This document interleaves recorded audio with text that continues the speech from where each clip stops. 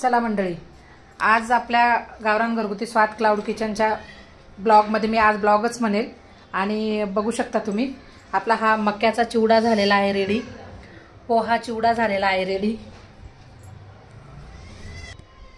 इकडे भाकरवडी, पाकातले चिरोटे, बेसन लाडू, लसणी शेव, भाजणीची चकली, शंकरपाळे, आपलं एवढा फराळ आज रेडी झालेला आहे आपल्या क्लाउड किचनमध्ये। बाहेरच्या ऑर्डरनुसार आपण बनवला कमीत कमी 10 किलोचा चिवडा दाखवणार आहे। चला आपण रेसिपीला स्टार्ट करूया।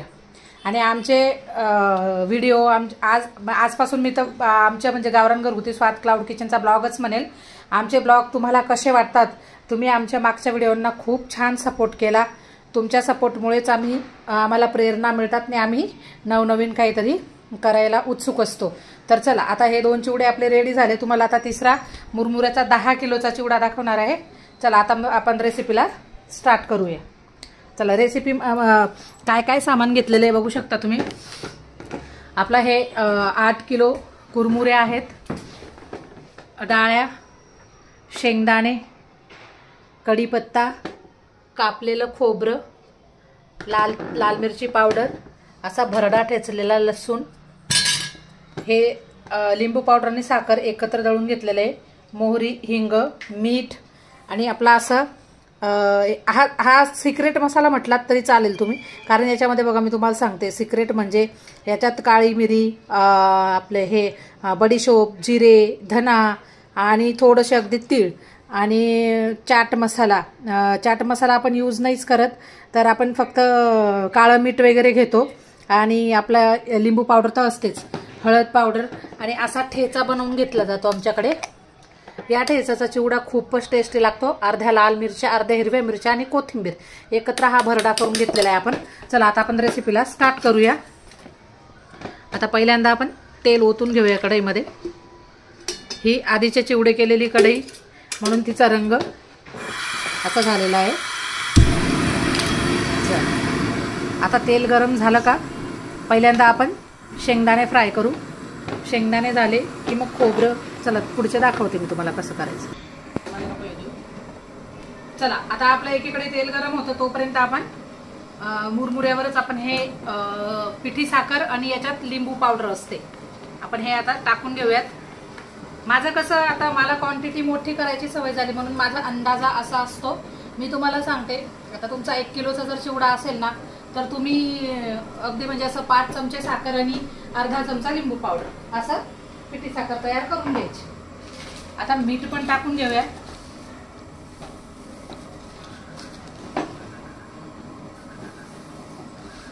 मीठ जर म्हटलं तर पोहे खायचे 2 चमचे तुमच्या 1 किलो चिवड्याला। चला आता तेल गरम झालं की आता आपण पहिले शेंगदाणे करून घेऊ।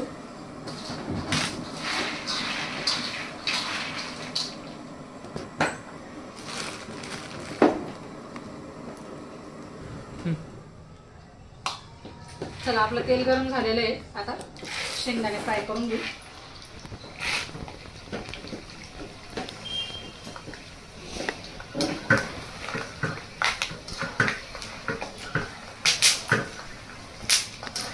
शेंगदाणे भाजायच्या आधी आपण त्याला थोडंसं पाणी लावून घेतलेलं आहे अगदी, कारण थोडंसं पाणी जर लावलं ना तर शेंगदाणे पटकन जळत नाही आणि छान कुरकुरीत होतात मस्त। बघू शकता तुम्ही कसा कडकड आवाज येतोय। शेंगदाणे छान फुटतात ते तेलात, म्हणजे ते खायला पण खूप छान लागतात। लगेच आपण शेंगदाणे काढून असे चिवड्यावरच आपलं कुरमुऱ्यांवरच असे टाकून घ्यायचे। आपले शेंगदाणे असे छान तळून असे टाकले गेलेले आहेत, खूप मस्त कुरकुरीत, दाताखाली शेंगदाणा आला म्हणजे खूपच छान असतो। असे एकदम मंद गॅसवर हे केले मी, मीडियम गॅसवर। आता आपण खोबरं तसंच भाजून घेऊ। थोडंसं कलर बदलायला लागला खोबरं की लगेच काढून घ्यायचं, कारण ते गरम गरम तेलातून जर आपण काढलं ना तर मग त्याचा ऑटोमॅटिक इथं म्हणजे पातेल्यात टाकलं ना आपण ते गरम असतं, त्याचा थोडा थोडा रंग लगेच बदलत राहतो, म्हणून थोडासा कलर बदलत आला की लगेच खोबरं आपण काढून घ्यायचं। तर मी तुम्हाला दाखवते कसा कलर घ्यायचा। बघू शकता आता कलर कसा छान बदलून गेलेला आहे आता खोबऱ्याचा।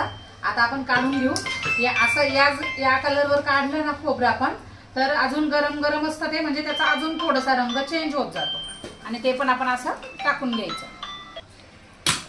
चला बघू शकता आता आपलं खोबरं पण या रंगावर असं, आणि बघू शकता किती मस्त छान क्रिस्पी. हे बघा लगेच असं तुटतं आणि अजून गार झाल्यावर तर खूपच छान. आता आपण डाळ्या घेऊया.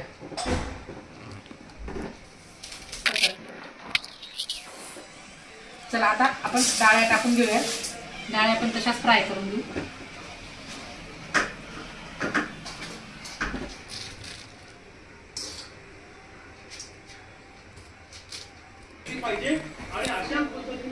चला हे बघा आता डाळ्या छान आपल्या तळून टाकल्या गेलेल्या आहेत. अशा या रंग बघू शकता तुम्ही, छान मस्त क्रिस्पी लागतात अशा डाळ्या. आता आपण फोडणी करून घेऊया चिवड्याची. चला फोडणी बघूया. आता फोडणीला आपण तेल टाकू.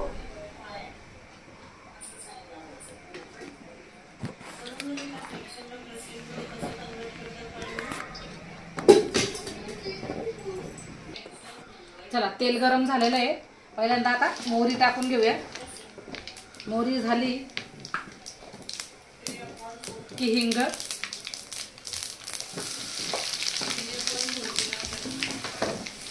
लसूण, असा भरडा लसूण,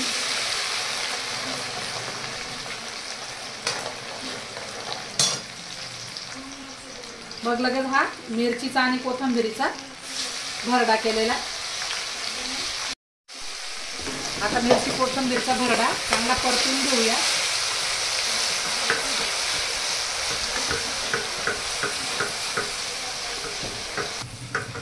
मिरची कोथिंबीरचा भरडा बघू शकता छान फ्राय झाला. लसूण पण छान फ्राय झाला. आता कढीपत्ता घेऊया.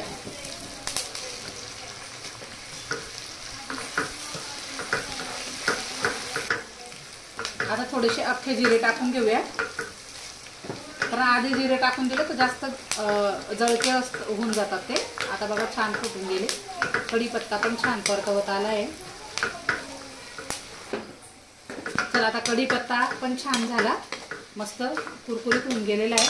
आता आपण हा भरडा केलेला धने, जिरे, बडीशोप आणि अजून आपले तीळ वगैरे असं मी याच्यात घेतलेलं.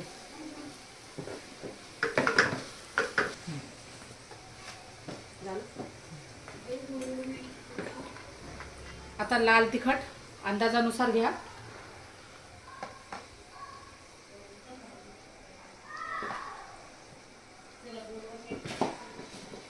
हळद,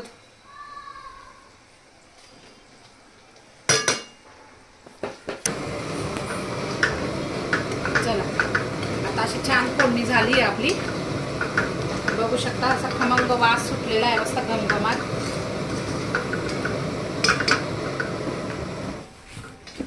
आता आपण फोडणी चिवड्यावर अशी मस्त ओतून घ्यायची.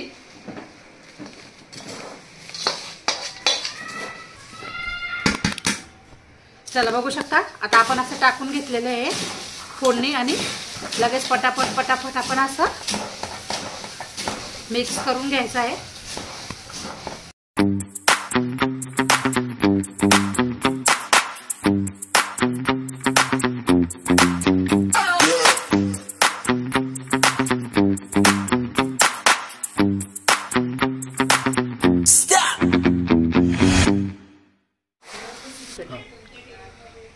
चला बघू शकता चिवडा छान मिक्स झाला. आता एक छान ट्रिक सांगेल मी तुम्हाला. आता असा थोडासा मीडियम गॅस चालू करायचा आणि हे पातेलं आपण चिवड्याचा याच्यावर ठेवायचं आणि चिवडा असा छान थोडासा 5 मिनिटे चाळून घ्यायचा. खूप कुरकुरीत चिवडा होतो हा आणि टेस्टी पण लागतो. तर तुम्ही पण ही ट्रिक नक्कीच करा. आता दुसऱ्या पातेल्याचे पण आपल्याला सेमच आता प्रोसेस करायची आहे. तर तुम्ही या पद्धतीने चिवडा करा. आणि तुम्हाला आमच्या रेसिपीज कशा वाटतात, आमचा आज गावरान घरगुती स्वाद क्लाउड किचनचा ब्लॉग कसा वाटला नक्की कळवा आणि सपोर्ट करा. आणि तुम्ही जसे मागच्या व्हिडिओला छान प्रतिसाद करतायत तसा याच्या पुढेही आम्हाला चांगला सपोर्ट करा आणि व्हिडिओला सबस्क्राईब करा. चॅनलला सबस्क्राईब केल्यानंतर तुम्हाला डेलीच्या आमच्या व्हिडिओज बघायला मिळतील. आमच्या किचनमध्ये काय काय तयार होतं. आणि परत अजून व्हिडिओ शेअर करा, व्हिडिओला लाईक करा आणि कमेंट करून कळवा की आमचे व्हिडिओ कसे वाटतात. जय खानदेश. धन्यवाद. चला मंडळी.